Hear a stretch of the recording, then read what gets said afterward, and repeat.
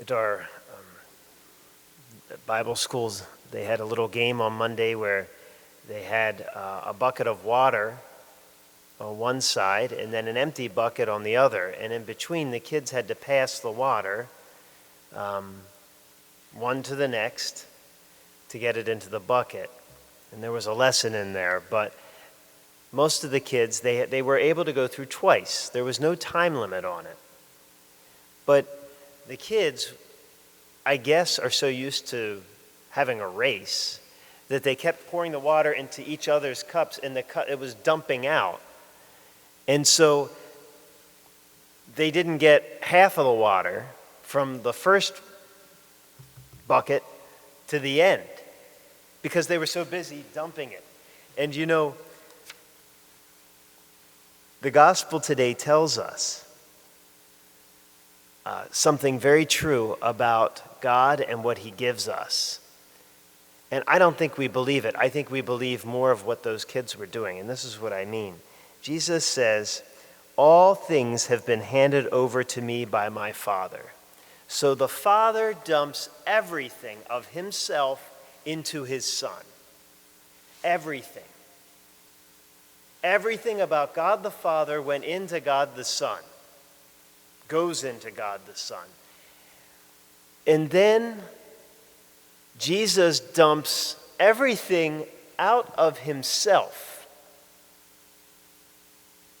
into us. Where? On the cross. Where his precious blood flowed out of him. And what? Onto the ground? Just for the ground? No, for us. And it's not just a little bit of God coming into us. It's all of it. And how does it come into us, though? How do we move what happened 2,000 years ago and 6,000 miles away to pour out into us here at the Mass, where at the words of Jesus Christ at the Last Supper, said again here today, but no less true, "This is the chalice of my blood, the blood of the new and eternal covenant, which will be poured out for you